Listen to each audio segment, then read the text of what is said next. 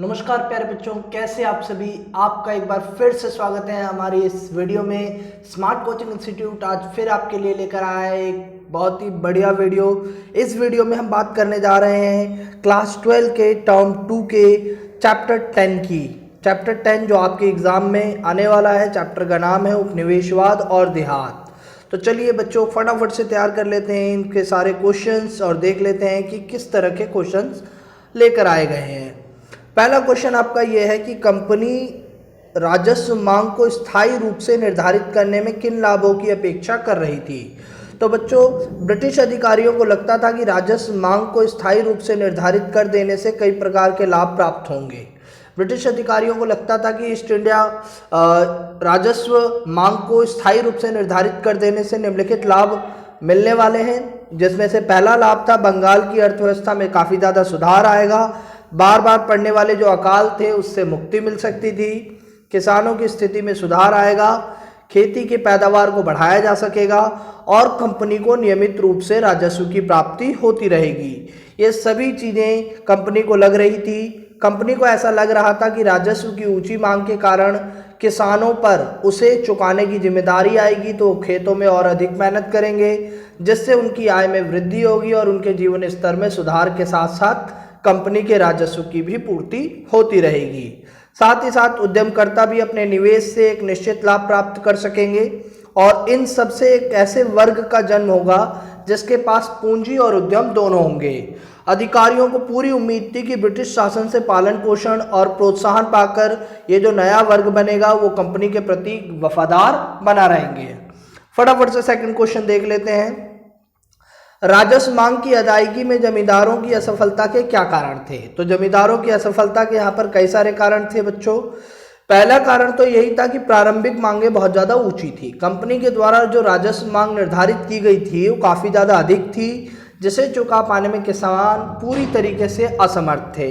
Company का मानना था कि जैसे जैसे कृषि में निवेश में वृद्धि होगी उससे मिलने वाले लाभ में भी वृद्धि होगी, परंतु कंपनी के लाभ में वृद्धि नहीं हो पाएगी। इसलिए कंपनी ने प्रारंभिक मांग को काफ़ी ज़्यादा रखा है ताकि भविष्य में होने वाली हानि से बचा जा सके। दूसरा जो यहाँ पर पॉइंट है वो है इस ऊंची मांग को तब निर्धारित किया गया था जब कृषि उत्पादों की कीमतें बहुत कम थी, जिससे किसानों के लिए राजस्व को चुकाना भारी पड़ने लगा और धीरे धीरे देय राशि बढ़ने लगी, जिसे चुका पाने में जमींदार पूरी तरीके से क्या रहे, असमर्थ रहे। तीसरा कारण है कि राजस्व असमान था। फसल अच्छी हो या खराब, राजस्व का ठीक समय पर भुगतान करना ही पड़ता था। एक कानून था जिसे सूर्यास्त विधि कानून कहा गया। उस कानून के अनुसार सूर्य ढलने तक राजस्व की समस्त राशि कंपनी के पास जमा करनी होती थी। ऐसा नहीं करने पर जमींदारी को नीलाम कर दिया जाता था। चौथा कारण है जमींदारी बंदोबस्त में जमींदारों की शक्तियों को सिर्फ किसानों से राजस्व इकट्ठा करने तक सीमित किया गया था और उन्हें कोई ज़्यादा पावर नहीं दी गई है।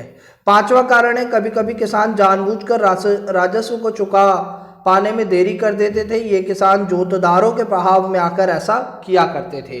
फटाफट से क्वेश्चन नंबर 3 की तरफ आ जाते हैं। क्वेश्चन नंबर 3 कहता है 1770 और 1780 के दशक में ब्रिटिश अधिकारियों का राजमहल की पहाड़ियों के प्रति क्या रवैया था। तो राजमहल की पहाड़ियों के प्रति इनका किस तरीके का रवैया था। पहला पॉइंट है 1770 से 1780 के दशक में ब्रिटिश अधिकारियों ने इन पहाड़ी लोगों को खत्म कर देने की क्रूर नीति अपना रखी थी। ब्रिटिश लोग पहाड़ी लोगों का शिकार और संहार करने लगे थे। दूसरी चीज यहाँ ये है कि 1780 के दशक में भागलपुर के कलेक्टर थे ऑगस्टस क्लीवलैंड। इन्होंने एक शांति स्थापना की नीति अपनाई थी।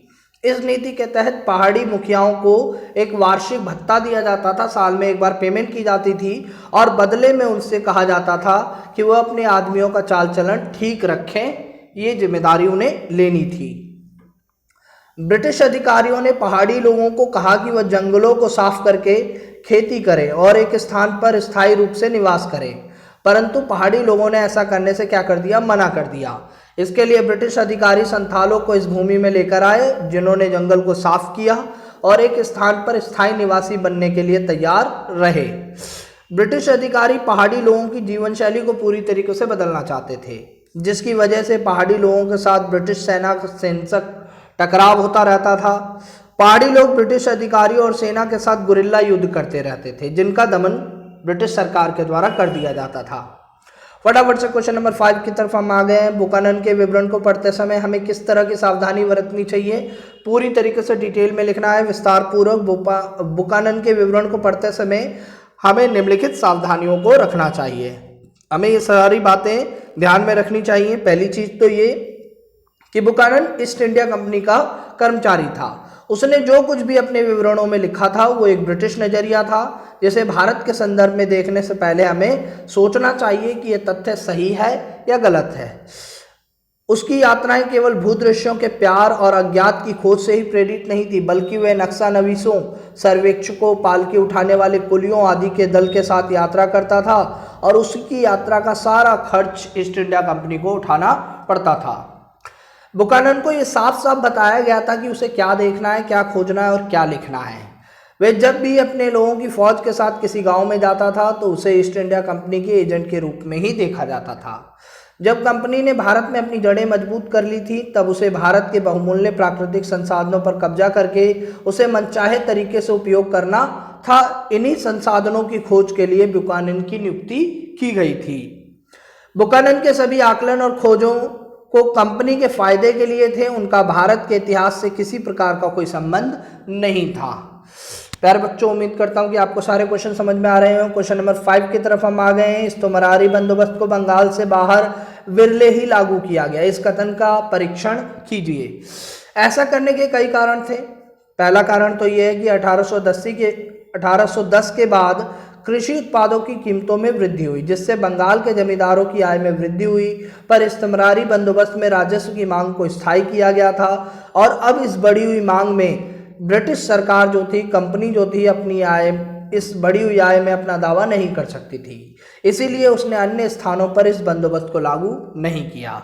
दूसरा कारण यह था कि 1820 के दशक में इंग्लैंड के जाने माने अर्थशास्त्री डेविड रिकार्डो का सिद्धांत औसत लगान का विचार काफी प्रभावित कर देने वाला था, जिसके अनुसार किसानों की आय बढ़ने पर राजस्व आय में भी वृद्धि होगी और इसी विचार से प्रभावित होकर नई नीतियों को बनाया गया था। थर्ड पॉइंट यह कहा गया कि बंबई दक्कन में जो प्रणाली लागू की गई उसे रैयतवाड़ी प्रणाली कहा गया। बंगाल में लागू की गई प्रणाली के विपरीत ये प्रणाली सीधे किसानों के साथ डील करती थी। किसानों के साथ राजस्व की दरों को तय किया जाता था और भिन्न भिन्न भूमि से होने वाली औसत आय का अनुमान लगाकर किसानों की क्षमता का आकलन करके राजस्व की दरों को तय किया जाता था। इस राजस्व की दर का आकलन प्रत्येक 30 वर्ष के अंतराल में पुनः जमीन का सर्वेक्षण करके किया जाना था। फटाफट से नेक्स्ट क्वेश्चन की तरफ हम आ गए हैं। क्वेश्चन नंबर 6 जो है वो कहता है कि जो राजस्व प्रणाली बंबई दक्कन में लागू की गई वह बंगाल में लागू की गई प्रणाली से किस प्रकार भिन्न है, इसमें किन सिद्धांतों को रखा गया है। तो बच्चों बेसिकली यहाँ पर डिफरेंस बताने के लिए कह रहा है और डिफरेंस हम आपके लिए लेकर आए हैं इस्तमरारी बंदोबस्त और रैयतवाड़ी बंदोबस्त। इस्तमरारी बंदोबस्त ये प्रणाली सिर्फ बंगाल में ही लागू की गई थी, पर अगर रैयतवाड़ी बंदोबस्त की बात करें तो ये प्रणाली बंगाल से बाहर सभी जगह लागू की गई। इस्तमरारी बंदोबस्त, इस प्रणाली में राजस्व की दर काफ़ी ऊंची थी, पर इस प्रणाली में औसत राजस्व निर्धारित किया गया था। जो भी इनकम होगी उसका औसत राजस्व देना होगा। इस्तमरारी बंदोबस्त की बात करें तो ये प्रणाली किसी भी अर्थशास्त्री से प्रेरित नहीं थी, जबकि रैयतवाड़ी प्रणाली जो थी ये प्रणाली जाने माने अर्थशास्त्री डेविड रिकार्डो के सिद्धांतों से प्रेरित थी। इस्तमरारी बंदोबस्त में जब यह प्रणाली लागू की गई तब कृषि उत्पादों की कीमतें काफ़ी कम थी, पर रैयतवाड़ी बंदोबस्त को जब लागू किया गया तब कृषि उत्पादों की कीमतें अधिक थीं। इस्तमरारी के समय इसके समय बंगाल के जमींदारों की आय कम थी, जबकि रैयतवाड़ी के समय इसके समय बंगाल के जमींदारों की आय अधिक हो गई थी। इस्तमरारी बंदोबस्त में इस प्रणाली में कंपनी बढ़ी हुई आय में से अपने हिस्से के लिए दावा नहीं कर सकती थी, जबकि रैयतवाड़ी व्यवस्था में इस प्रणाली में कंपनी बढ़ी हुई आय में से अपने हिस्से के लिए दावा कर सकती थी। ठीक है प्यारे बच्चों, नेक्स्ट क्वेश्चन की तरफ आ गए हम। क्वेश्चन नंबर 7 है। क्वेश्चन नंबर 7 कहता है कि आज किन तथ्यों के आधार पर हम कह सकते हैं कि पहाड़ी लोगों का जीवन जंगल से जुड़ा हुआ था। तो फर्स्ट पॉइंट इसमें देख लेते हैं फटाफट से। पहाड़ी लोग जंगल को काटने से मना कर देते थे क्योंकि जंगल उनका निवास स्थान होता था। वे जंगल में ही रहा करते थे, इसलिए वो जंगल को छोड़ नहीं सकते थे। दूसरे पॉइंट की तरफ बढ़ते हैं। तो दूसरा पॉइंट है पहाड़िया लोग जंगल के पेड़ पौधों, पहाड़ों, नदियाँ आदि की पूजा अर्चना किया करते थे। उनका मानना था कि इससे प्रकृति नाराज नहीं होती। तीसरे पॉइंट की तरफ आ जाते हैं। पहाड़ी लोग जंगल से अपने खाने पीने के लिए चीज़ें प्राप्त करते थे, इसलिए वो जंगलों पर निर्भर थे। फोर्थ पॉइंट पे आ गए। पहाड़ी लोग जंगल में झूम खेती किया करते थे, जो जंगलों के किसी हिस्से को थोड़ा सा साफ करके उस पर बीज को बिखेर कर अपने उपयोग के लिए वर्षा की मदद से फसल उगाने का कार्य किया जाता था। नेक्स्ट पॉइंट की तरफ आ गए। पहाड़ी लोग जंगलों में किसी विदेशी को दाखिल नहीं होने देते, क्योंकि इनका मानना था कि विदेशी लोग जंगलों को क्या कर देंगे, उजाड़ देंगे। नेक्स्ट पॉइंट की तरफ, पहाड़ी लोग जंगलों में शिकार भी किया करते थे, पर जंगलों से वो उतना ही प्राप्त किया करते थे जितने की उन्हें ज़रूरत होती थी। नेक्स्ट और लास्ट पॉइंट ये है कि पहाड़ी लोगों के रीति रिवाज एवं त्योहार भी जंगल और पर्यावरण से संबंधित होते थे, इसलिए वो पूरी तरीके से अपने जंगलों पर निर्भर रहा करते थे। फटाफट से हम 8वें क्वेश्चन की तरफ आ गए हैं। ब्रिटिश शासन के विरुद्ध संथालों के विद्रोह के क्या कारण थे, वर्णन कीजिए। तो इसमें कहा गया है कि ब्रिटिश शासन के विरुद्ध संथालों के विद्रोह के कई कारण थे। पहला कारण, जिस भूमि पर संथाल रहा करते थे उस भूमि पर ब्रिटिश सरकार के द्वारा भारी कर लगाया जा रहा था, जिस वजह से संथालों के लिए मुसीबतें पैदा हो रही थी। दूसरा कारण यह था कि साहूकार लोग कर्ज पर ऊंची ब्याज लगा रहे थे, जिस कारण संथालों के लिए कर्ज लेना काफ़ी ज़्यादा मुश्किल हो रहा था। अगर हम तीसरे कारण की बात करें तो तीसरा कारण यह है कि कर्ज ना चुका पाने की स्थिति में साहूकार संथालों की भूमि पर कब्जा किए जा रहे थे। पूरी तरीके से संथालों की सारी भूमि उनके हाथ से निकल रही थी। चौथे कारण की तरफ पढ़े तो जमींदार लोग संथालों को ब्रिटिश सरकार द्वारा दी गई दामिने कोह भूमि पर अपने नियंत्रण का दावा कर रहे थे। इस सभी चीज़ों से परेशान होकर 1580 के दशक तक संथालों को इस समझ में आ गया था कि उन्हें अपने लिए एक आदर्श संसार का निर्माण करने के लिए जमींदारों, साहूकारों और औपनिवेशिक राज के खिलाफ विद्रोह करने का पूरी तरीके से समय आ गया है। आई होप बच्चों, अगर आप यहाँ तक पहुँच गए हैं तो आपने पूरे 8 क्वेश्चन देखे हैं। Thanks for watching. अगर आप हमारी वीडियो पे नए हैं तो आज ही हमारे चैनल को पूरी तरीके से सब्सक्राइब कीजिए और अपनी इस वीडियो को अपने स्कूल ग्रुप में शेयर कीजिए और हमारी इस वीडियो को लाइक करना बिल्कुल भी नहीं भूलें। आगे आने वाली वीडियो में हम और आपके लिए ऐसे ही अच्छे अच्छे क्वेश्चन लेकर आते रहेंगे। तब तक के लिए जय हिंद।